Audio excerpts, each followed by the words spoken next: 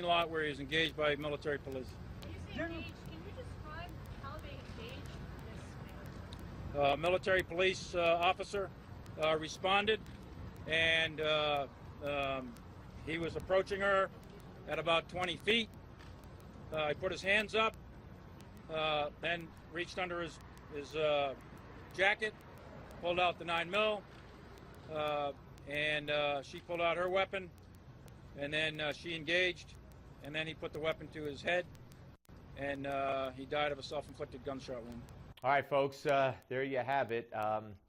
The description of how the gunman, Ivan Lopez, was found after the shooting yesterday at Fort Hood. Joining us now is Sgt Howard E Ray, retired, who was one of the heroes of the first Fort Hood Massacre. And Sergeant, thank you for coming on. It's a pleasure to talk to you, and I'm sorry it's under these circumstances, sir. Well, thank you, Steve, for having me on, and indeed it is very sorrowful for these things to have happened, but I thank you for having me on. Well, like I said, it's my pleasure. When you heard that this was happening, when you first became aware of this, what went through your mind immediately? Well, the first few things that I thought of, I thought about those soldiers that were either killed or wounded. You know, I've lived through this personally, and it's not fun at all. And I just think about those families that are affected and what they're going to be going through the next several years. Even though we're almost 5 years removed from the first Fort Hood shooting in 2009, you know, this is something that I have to live with every day.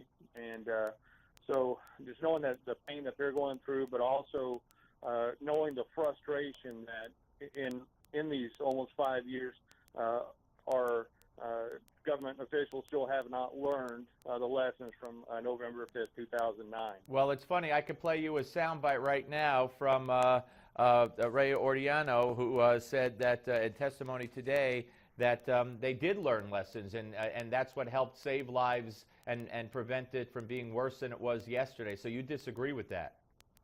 Well, wholeheartedly, and the reason why I disagree with it is because you look at my situation when I came in contact with the terrorists of the November 5th, 2009 shooting.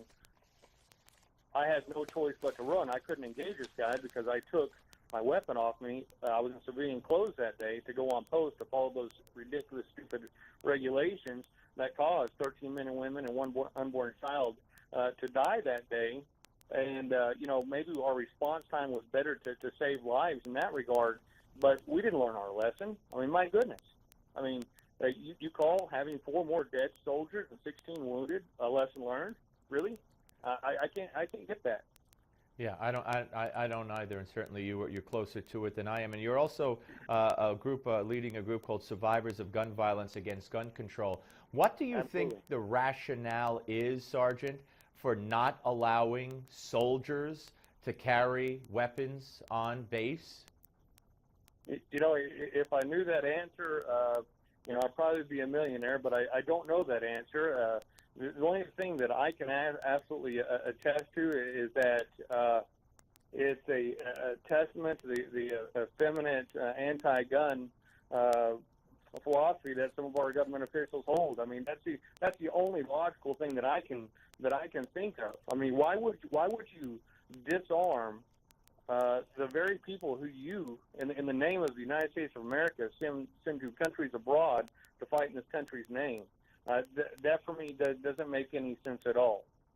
No, it doesn't make much sense at all. Now, the effort underway there was a bill that never saw the light of day, and they're trying to reconstruct it and get it passed, at least in the House, to allow guns to be carried, of course. Let me ask you, if you could you know, go back a little bit and talk about that day and how you saved so many people, 9 lives during that attack.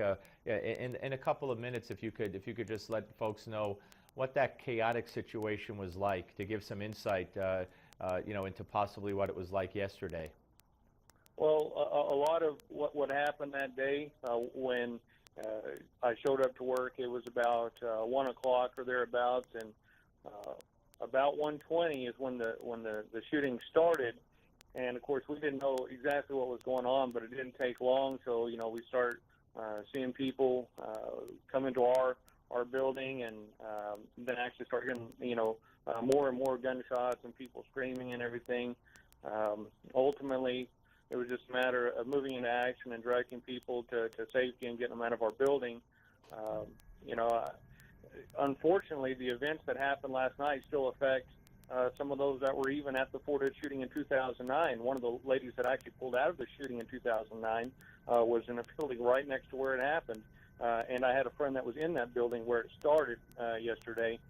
And so that's, it gets very chaotic, but, one of the things that we're trained to do as a combat soldier, or as soldiers in general, is to keep a cool head when bad things are going on.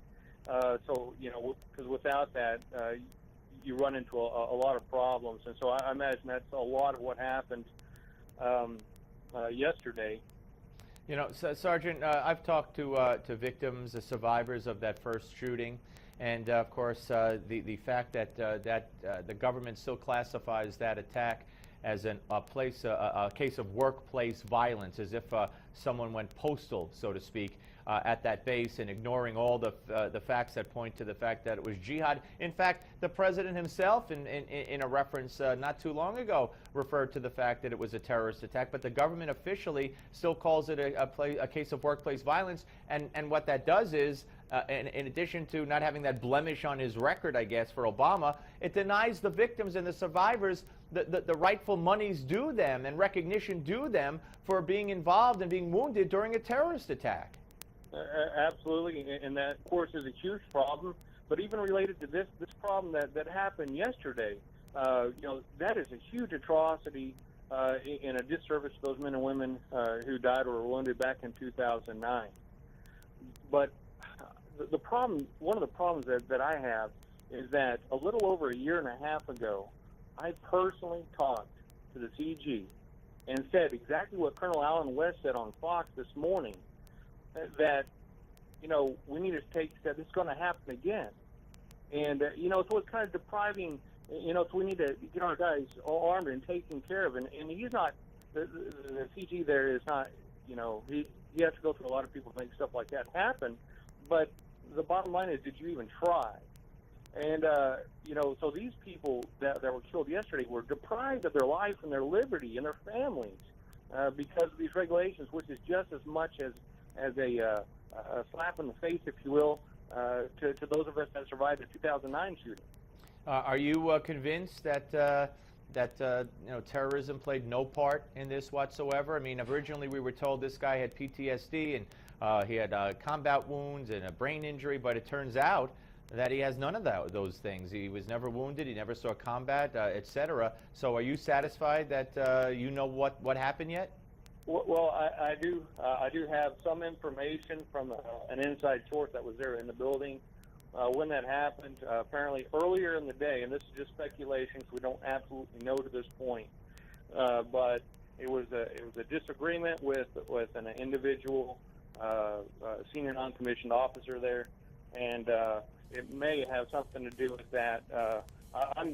For me, the way I see things, for me, when I look at 2009 versus today, or yesterday rather, there was a lot of things that, in 2009 that definitely pointed to jihad and terrorism, and that stuff kind of came out within the day or so following the shooting back in 2009, and I haven't seen any of that to this point. Right. So I would probably be satisfied with that. Gotcha. Point. Sergeant, thank you. God bless you. Thank you so much for coming on with us today, sir. All right, yes, sir. Thank you very much. A true hero, ladies and gentlemen, saving 9 lives during the Fort Hood Massacre in 2009. When we come back, we'll be joined by Dr. Waleed Faris right here in studio, Middle East terrorism expert from Fox News on the Steve Malzberg Show, Newsmax Television.